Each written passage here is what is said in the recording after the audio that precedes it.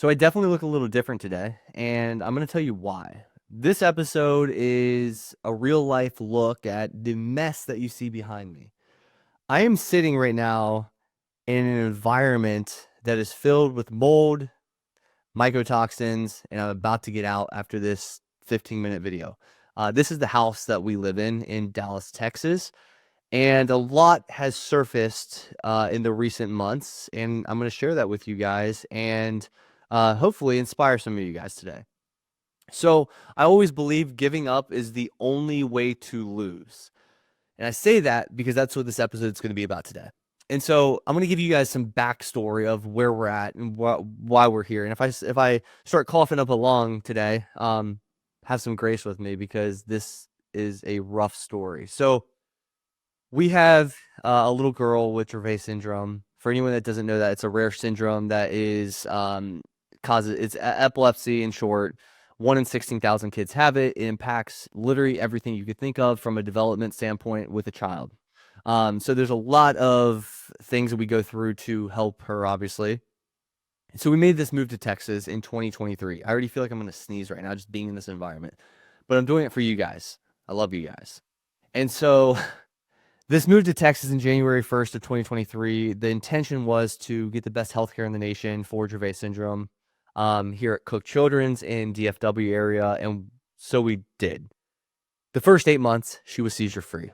It was phenomenal. This is coming off of 2022 where we had 22 seizures. So we went into 2023, 8 months seizure-free. We were feeling on top of the world. We've done a lot of cool things with her. We were moving across the country. And then after those 8 months, the first seizure happened. We weren't overly upset about it. It happens. It's part of the game. It's something that's expectations. So it's a reality we live with, especially coming off a year of 22 seizures. So it wasn't too upsetting. And then the second happened, the third happened, and the back happened. It started becoming a monthly thing, which was back to the old ways, and it started becoming a little discomforting. We started wondering what was going on. And 2024 continued that pace, but at a more rapid rate, back to kind of 2022 levels. And so we had a number of seizures. It's December 16th in 2024 when I'm filming this. We've had 14 this year, which is still a reduction of 22 in 2022. And in 2023, we had 3. So we've upticked. We kind of went up, down, and then back up a little bit. However, I think we know why. Because the house I'm sitting in has mold and mycotoxins. And I want to share how this all came about. So number one is this is a significant deal. Obviously, we moved our family across the country to handle Logan's Dravet Syndrome. But my wife has been very proactive. I've been very proactive with finding solutions. My wife came across a group, and I highly recommend this for anybody that has behavioral issues, children, adults, anybody.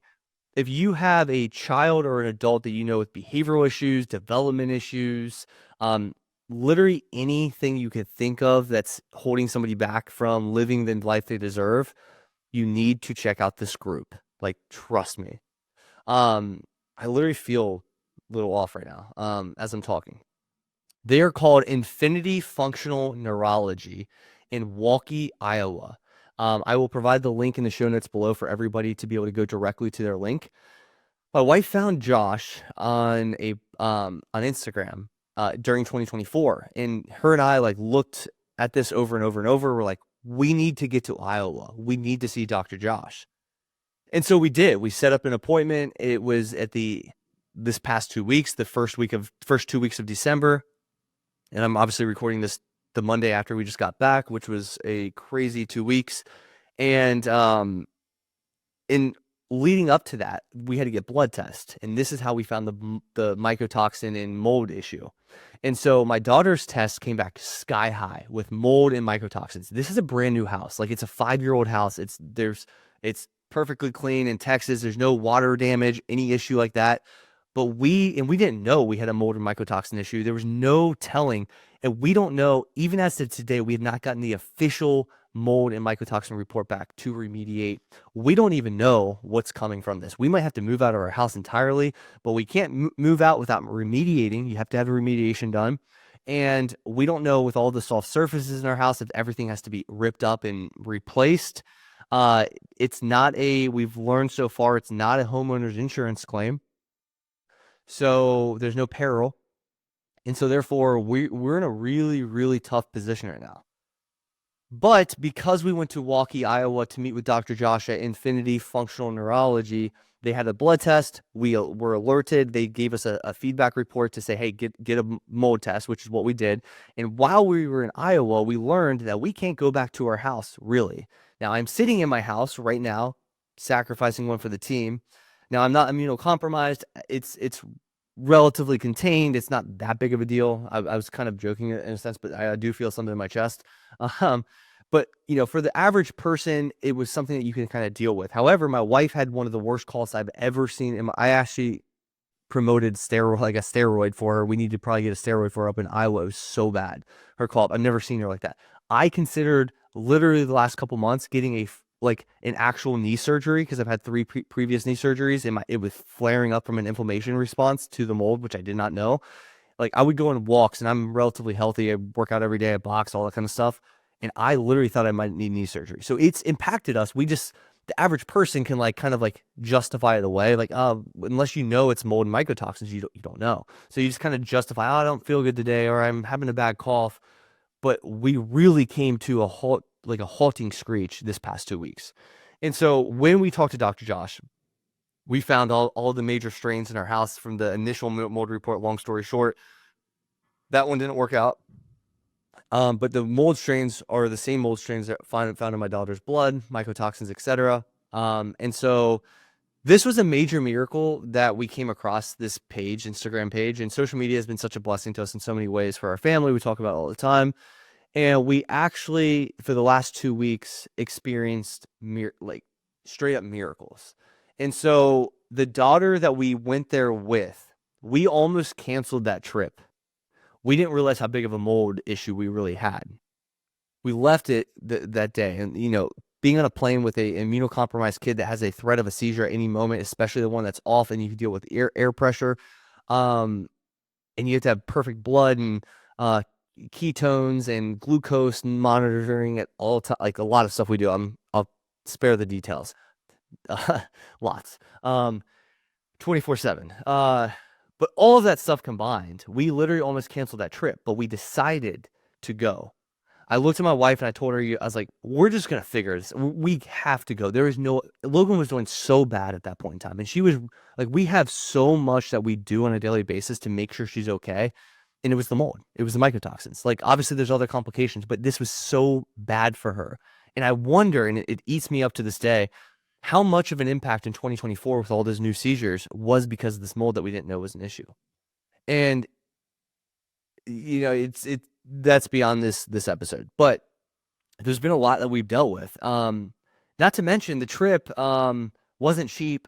It's about $20,000 a pop every time you go to Iowa. It is not insurance covered. We bought a $7,000 laser for her, LZ30 laser. Avant, if you guys are looking to buy this, look into it. If you guys have any issues with anything, literally, this laser is a miracle cure with red light therapy. And so we bought, the laser, we did the therapies, all that stuff. None of it's insurance covered. And so it's about $20,000 every single trip we go up there. And we're going to probably have to go up there about 3 more times in 2025. And so we left with just praying that everything, just get there and just see what happens. 2 weeks later, we are by no means in we've cured everything, but I cannot explain the difference of when she was there coming up to the 2-week stint and after. The plane ride back was very stressful. Don't get me wrong. You got to stop at TSA. We have so many medical things and medical notes. They just we sit there for 45 minutes getting our bags checked. It's a pain. Not to mention Logan. We need simplicity, smoothness. They can't take her baby and put it through but they do. She freaks out. It's very stressful. But all in all, if you looked at it from a non-parent point of view, just from an outsider point of view, watching Logan on a plane, she had a pretty good plane flight on the way back, which was awesome. Obviously, she was out of the mold for 2 weeks. I cannot explain the growth from a primitive reflex standpoint, and I'm trying to think of all the three phases they do: the primitive reflex, the vestibular, the occipital. We stopped at phase 1 there the first time around, 2 week stint. But when she came back, that baby was a different baby.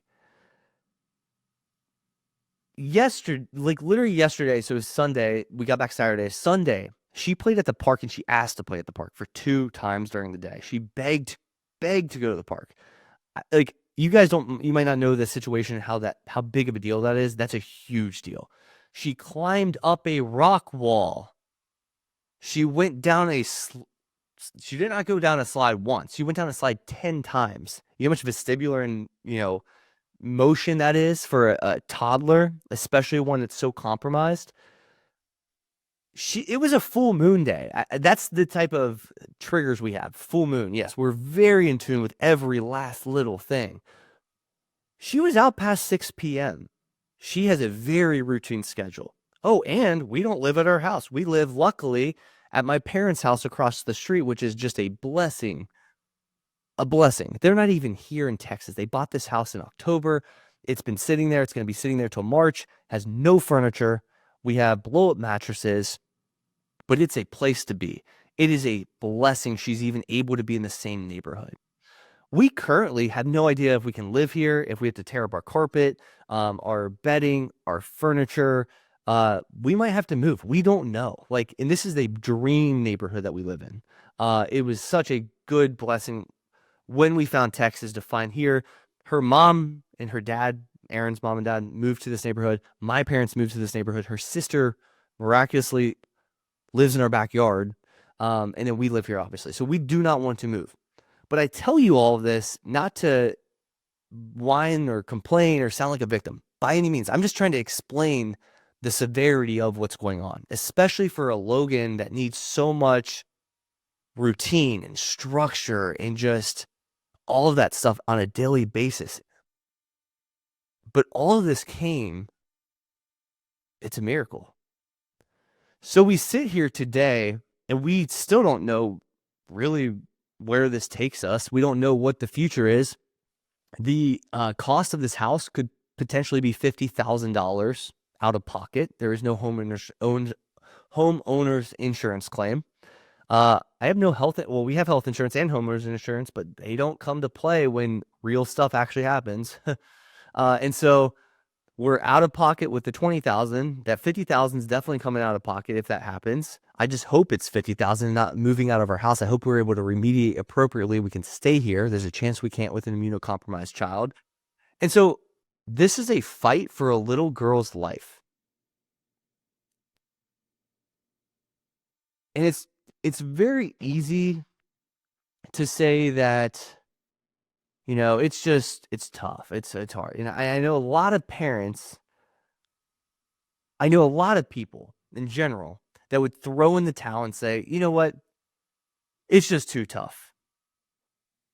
We are making this happen. And I don't think people understand what I mean when I talk about finance, but specifically the Budget Dog brand as a whole. And I don't think people understand what it takes. And so I speak from experience because I'm living this real time. This isn't just me talking, just making this is I'm literally, look at my room behind me. It's a total train wreck. The dogs are sitting in this room. Nothing is, and if you could just throw everything around in our house, that's what it looks like right now. Dogs are staying over here in this room. It's just a total train wreck. And I'm sitting in a outfit that I would typically have my polo on, big smile for the kid. This is just me. This is just what's happening. And I come to you and I want to share this because I think a lot of people give up, and that's why they lose.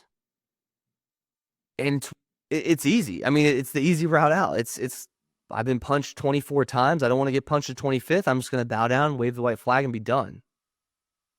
And maybe my reason or the cause behind, I don't have words. I'm trying to put this into words. Maybe the reason or cause behind the fight that we fight on a daily basis is different than a cushy life that somebody else lives, and they don't need to get their money right because they kind of like can get by type deal. And they haven't had significant issues that occur. So there's like, I'm kind of in credit card debt, blah, blah, blah, blah, blah. I don't have like a huge why. But I want you to find your why, because I don't think if you have a true why, no matter what it is, if you have a true why, I do not think that it will be an issue to win. And I don't think you'll give up, because the only way you can lose is if you give up. And I say this with conviction because, I talk about our financial story. The way we became financially free at such a young age, at 32, 31 years old or whatever it was, the way we became millionaires, multimillionaires, etc. It wasn't because we just made money.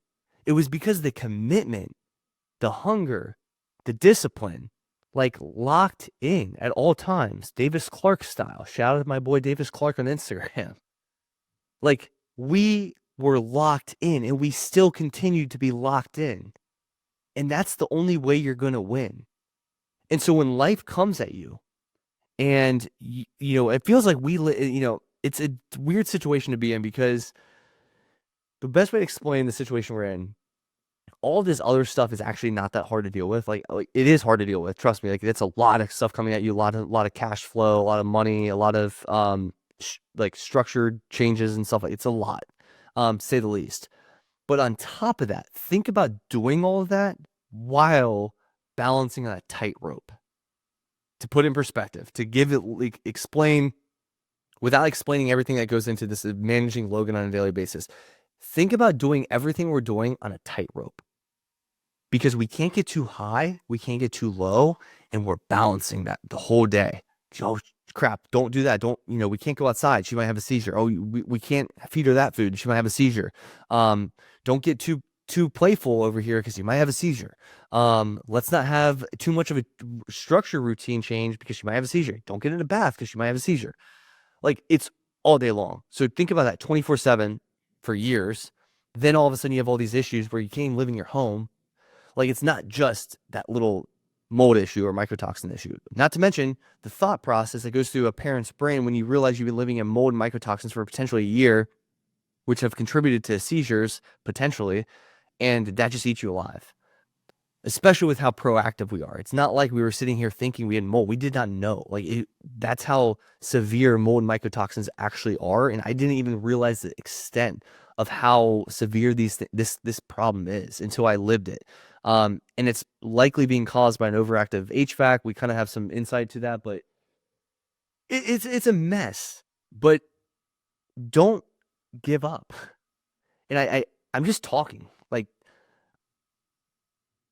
there was a nutritionist, a nutritionist up at the Functional Neurology, and my mother-in-law.